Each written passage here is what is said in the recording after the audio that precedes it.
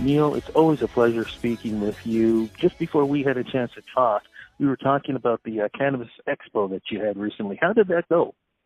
It was off the hook, over the top, all those kind of things. Double in size since last year. It was sold out. It was a pretty exciting event. We had our first Cannabis Awards as well, which was a pretty amazing event. That went off well. So things are progressing nicely in that area.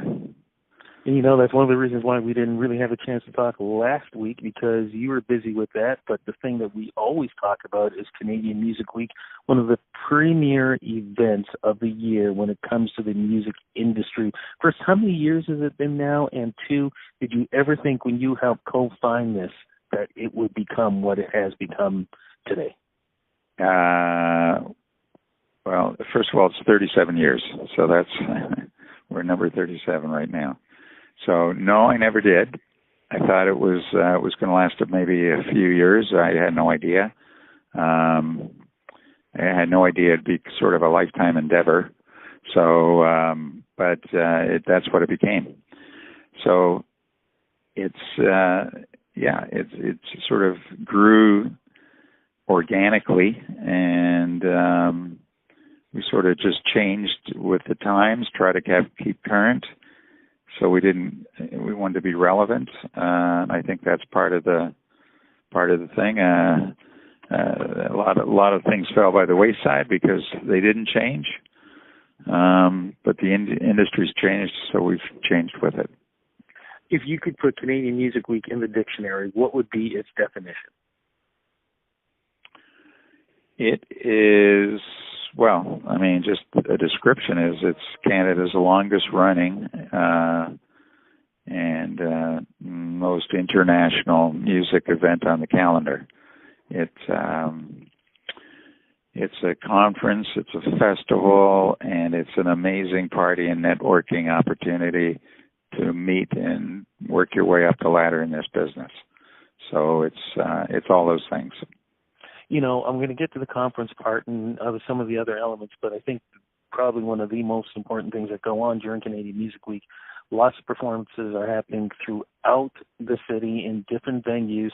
And over the years, it's been shown that Canadian Music Week, those venues have become launching pad for Canada's next big superstars. Yeah, that's true. And this year is probably no different. We put a big emphasis all these years on emerging talent. So we sort of brand ourselves as the largest new music festival. And it, quite frankly, and certainly it is in Canada. So this year there's 600 bands. Every year we try and pare it down, but somehow it starts growing as we get closer to the date. So it's 7 days, 600 bands, and it's going to be a lot of fun. There's a lot of great acts in town. It brings together also many people in the industry, whether it be producers, publicists, people in the record industry, recorders, like everybody that you can imagine, radio people. It brings people all together. This is a great way for people to network. If somebody who doesn't understand what the business is like, this is really the place to go to at least get a feel and understand what's going on in the business. Exactly. And that old adage about it's not what you know, it's who you know, is still 37 years later. That's still true. So in this business, you get a lot done by having a sort of a database of the right people and having a friendly sort of rapport with these people. Sometimes it's hard to get people on the phone or even get through to people, or sitting in a lobby trying to get a meeting. But once you sort of had a beer with somebody and got to talk to them and get to know them, it just makes the life a lot easier. So the more time you spend networking, the better off you are in this business.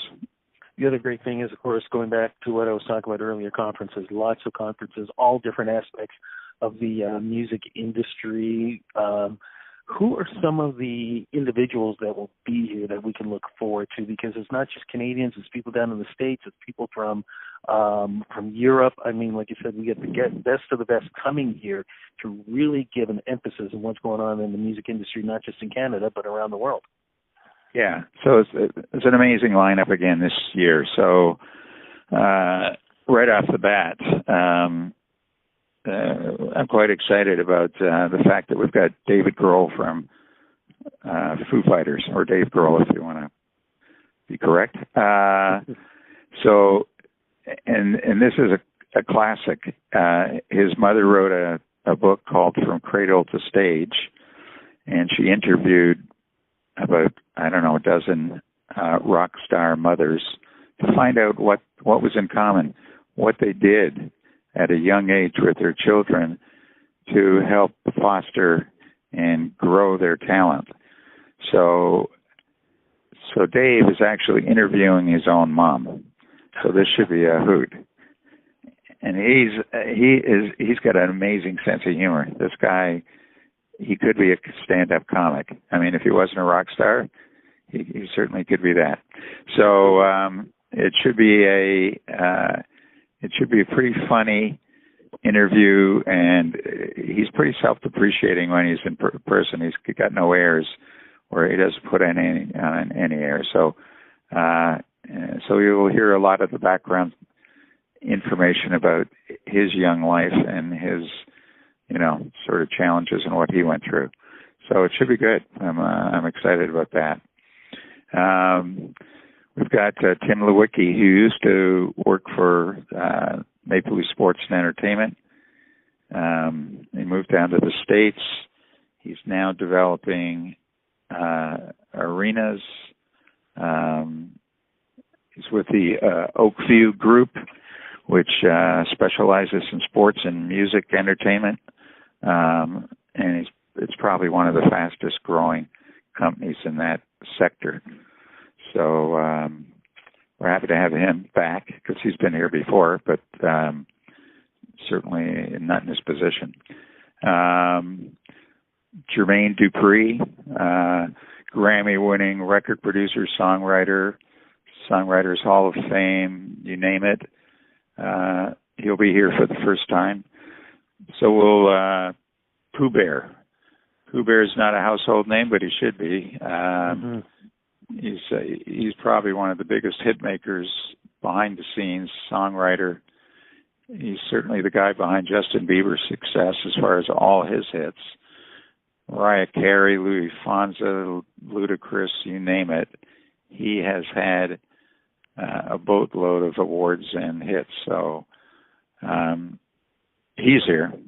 And he's going to be presented, which is kind of cool, with the Nile Rodgers Global Creators Award. Nile presents that every year at Canadian Music Week to sort of a deserving individual that has furthered the art.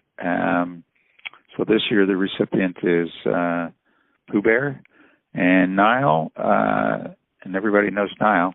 So he's coming. He'll be in town to present this award after Pooh Bear's interview. I don't know why Nile just doesn't move here, because he's here all the time. He's here at the CMW, and we love having him here. Yeah, he's the greatest. I want to jump in. I'm going to jump in very quickly because I know you don't have a lot of time, but I wanted to ask, are there still the elements of the comedy in film, or has that changed? That's changed a little bit. We haven't, we with the film, we've worked with different film festivals, Hot Docs in particular. It's there's always a handful of music films a year, but it's hard to get an entire festival of music films.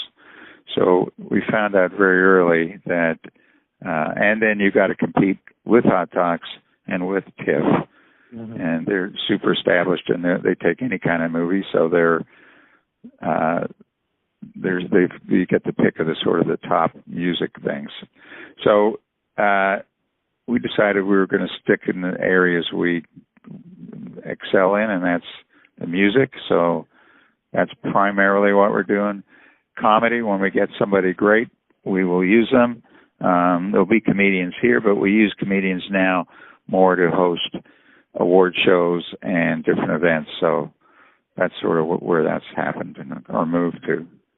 Well, one of my favorite events, I understand, is going to be happening this year. It's the Radio Music Awards. That's changed also.